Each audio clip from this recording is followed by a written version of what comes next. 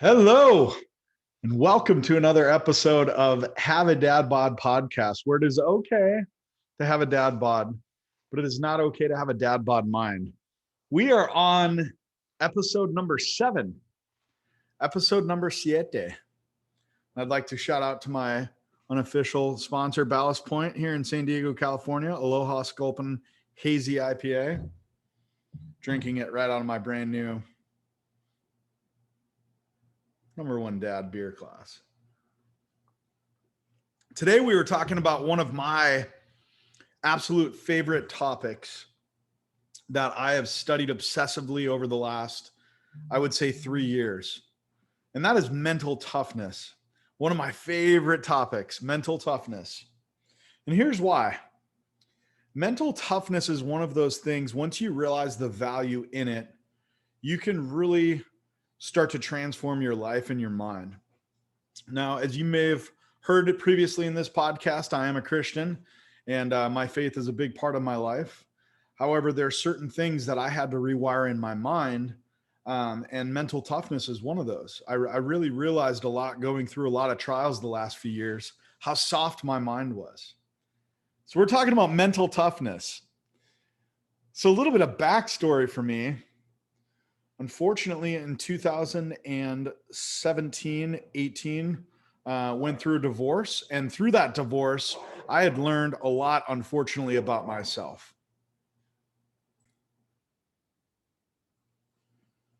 But I learned a lot about myself. I learned about my character. I learned how I handle stress. I learned how I let people affect me. I learned how I deal with hurt. I learned how what relationships really mattered to me. I learned a lot about myself.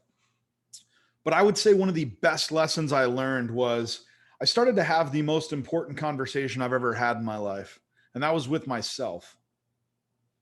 I'm going to say that again. I had one of the most important conversations of my life, and I had it with myself. And so I want to preface this podcast because I get a little deep, get a little intense on this one because it's a topic very personal to me, but it's also a topic that if you are not in a place in your life really wanting to assess where you're at, then turn this off. This podcast is not for you, and this episode especially will not make you wag your tail. So during my divorce, going through a lot of stress as a business owner, as a single dad, as a newly divorced man, and just navigating shame, navigating anger, navigating just so much. And in the middle of all of this, I got in the best shape of my life. I lost 50 pounds because I did a lot of stress eating and unfortunately made a lot of poor health choices. However, I lost 50 pounds in about 9 months. So I was in the best shape of my life. And one of my passions growing up was basketball. You can't see it with this dad bod, but I used to be able to dunk a basketball. Used to be able to dunk a basketball, and basketball was just one of those things, such a big part of my life. And it had gotten away from it the last really 8 years. So I decided to go out with some buddies from church and play, and I ruptured my Achilles. Now, this is a big part of my story and my mental toughness is because I'd never really gone through a physical injury like this. And a ruptured Achilles, they typically say, minimum 12-month recovery. But the first 4 or 5 months are grueling. They are brutal. I was crying. I was in pain almost every single day for those first 4 or 5 months. And I'm not talking about, some slight pain, just give a little Advil. I'm talking gut wrenching pain. And it was brutal. And I remember I started to learn about the mental side of a physical injury. And so I heard actually a UFC fighter. He was on a Joe Rogan podcast. And he was talking about how he had back to back ACL, MCL, Dominic Cruz. And it was really fascinating to me to hear him talking because one thing he said was, I could no longer use my body as a weapon. He's a UFC fighter. So he fights for a living. He uses his body for a living. Kind of like you can probably imagine I use my body for a living. But I could no longer use my body as a weapon. So I had to switch to the other weapon in my body, which was my mind. And right at that moment, I realized my mind is a weapon. My mind is a weapon. And so I ask yourself this question: is your mind a weapon to defeat people and things in your life?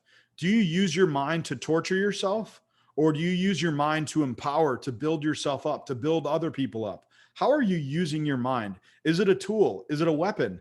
Do you need more sandpaper on it? And so I really started to assess this.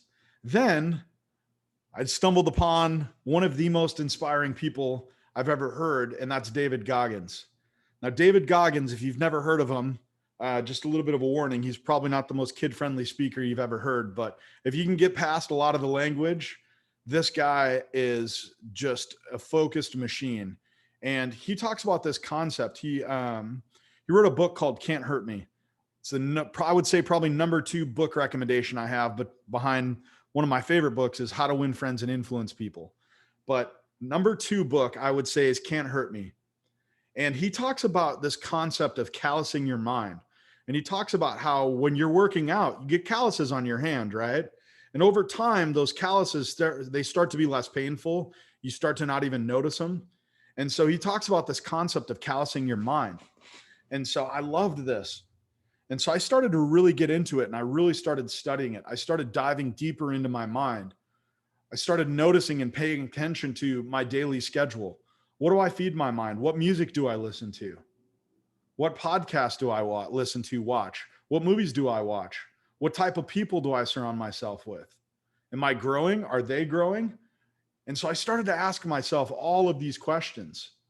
And so one thing he talks about in this book is he has this concept. He has 2 different concepts. One, he calls it embrace the suck. And one thing he encouraged his listeners and readers to do is do something every day that sucks. Do something every day that sucks. So for me, I chose running. And I didn't choose it every single day because I'm not that extreme. So when I first heard this, I was really out of shape. And I was like, all right, 1 day a week, I can commit to that. So every Thursday, and some of my close friends, you probably receive photos of me on the treadmill or out running. Every Thursday I ran, and I hated every second of it. But guess what? Over the course of a couple weeks, a couple months, I began to not hate it as much. And one thing I realized was I started to flip my perspective. I started to really callous my mind, if you will. And so the other thing I really, really realized during this time and assessing all of this, I was giving so many other people control over my mind. So if you're listening to this, stop giving other people control over your mind. What do I mean by that? Someone says a comment to you, someone cuts you off in traffic.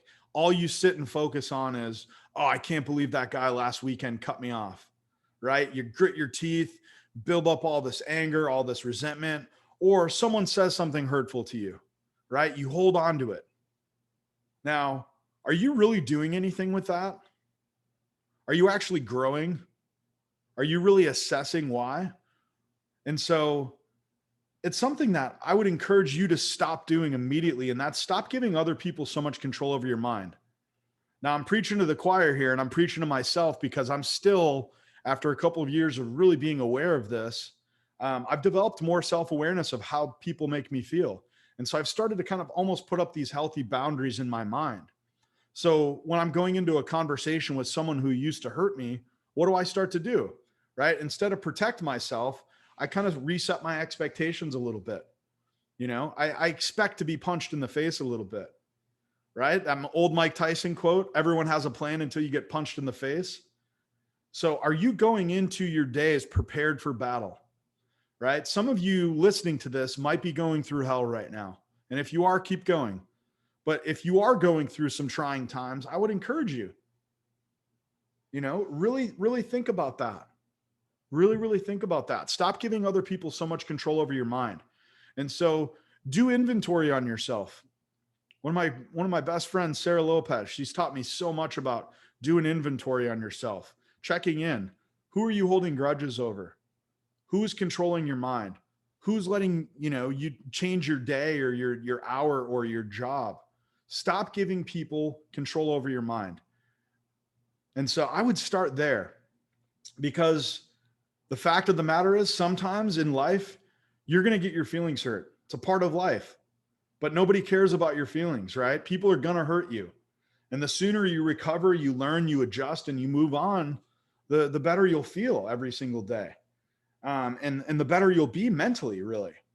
But your mental sanity has to be more important than making people happy. And so with this mental toughness, it's something for myself every single day. I've developed a lot of habits. A really simple habit that I started to develop was I make my bed every single day. Very rarely does anyone come in my house other than my kids. And do my kids really care? No. My kids could care less, so they probably don't even notice I make my bed. But I do it for myself because it's a form of discipline, and it's a form of myself going in and being like, okay, I've accomplished something. And then guess what? The next task that I have to tackle, I just start to build and create this snowball effect of patterns and behavior. And so your mental sanity has to be more important than making people happy.